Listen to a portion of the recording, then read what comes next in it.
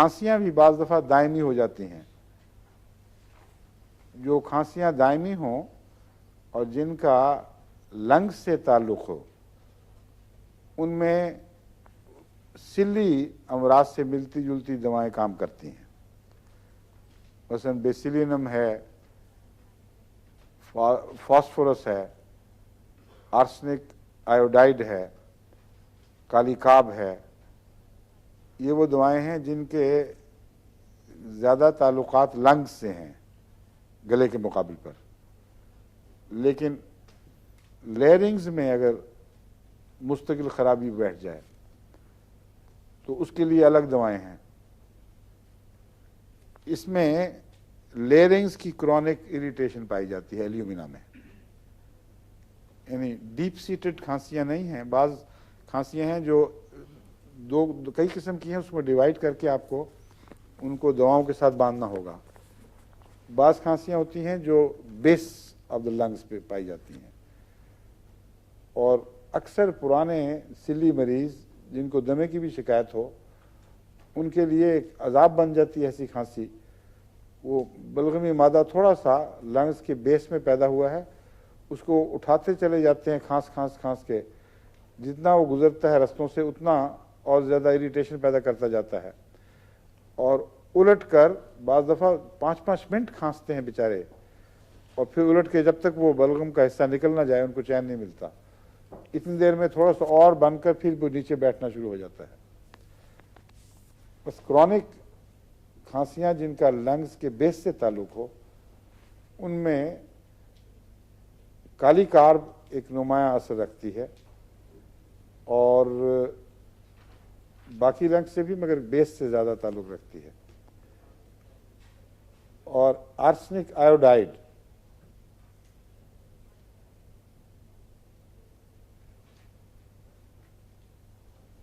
एक डॉक्टर हमारे वहाँ थे अफ्रीका में, डॉक्टर ज़ियाउद्दीन साहब, जानते थे आप उनको? बहुत ही गैर मामूली इखलास वाले, बहुत बाअखलाक, और रब्बा में जितनी देर रहे सारे रब्बा को उन्होंने अपना गिरविदा बनाया हुआ था। गरीब औरतों के वो हमदर्द और नादार मरीज़ों के लिए एक रहमत, बहुत अच्छा इंसान था। वो अफ्रीका गए तो वहाँ वो बहुत बीमार हो गए। उनको यही बीमारी थी, लंग्स के बेस से तकलीफ़ उठती थी, और बाद में गालबन इसी बीमारी से उनकी वफ़ात हुई। उनका बेटा आजकल एक वाक़फ़े ज़िंदगी डॉक्टर ग्वाटेमाला में काम कर रहा है, जमालुद्दीन।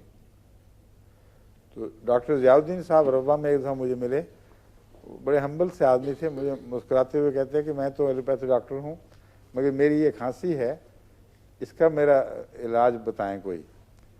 तो उनको मैंने एक तो ये दवा दी थी आर्सेनिक आयोडाइड और एक कालीकाब, और कुछ फ़ायदा हुआ, और कुछ बीमारी चूँकि क्रॉनिक थी ज़्यादा उन्होंने इस्तेमाल नहीं की होगी, फिर दोबारा औद कर आई।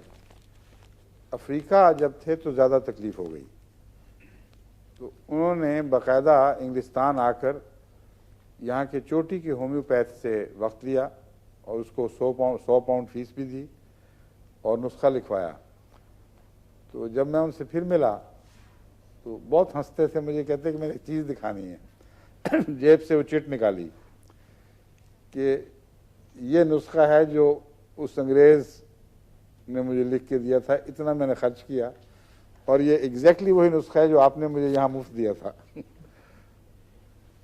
ऐसा कई दफ़ा होता है, कई दफ़ा हो चुका है। होम्योपैथ चाहे कहीं हो, किसी वक्त भी किसी को देखे, अगर वो इलामतों पर जाएगा तो वही दवाई देगा। इसलिए ज़्यादा खर्च करके लें या कम मुफ्त ले लें, ये आपकी मर्ज़ी है। हज़रत अब्बा जान जब बीमार थे तो रब्बा में कभी कभी मेरा भी दाव लगता था, थोड़ा सा मैं इलाज कर लेता था, लेकिन मुस्तकिलन तो भाई मुनव्वर की राजधानी थी एलोपैथिक की। तो छोटी अपा को, उम्मे मतीन को, वो भी इसको सुन रही होंगी, उनको याद है कि मैंने वहाँ एक दवाई उनकी अब तजवीज़ की, लेकिन उसको मामूली समझ के शायद इस्तेमाल किया या नहीं, मुझे अब याद नहीं। अब्बा जान यहाँ इंग्लिस्तान आए, 55 में, उसी सफ़र में मैं भी आया था पहली दफ़ा। और सर जॉन एप्पल्टन था या इस किस्म का कोई नाम था, जो क्वीन का फिजिशियन हुआ करता था, उससे वक्त लिया और उसको काफ़ी फीस भी दी गई। उसने जो नुस्खा, जो पोटेंसी दी, वो मैंने ही वही थी जो मैंने रब्बा में दिया था नुस्खा, और उसी पोटेंसी में।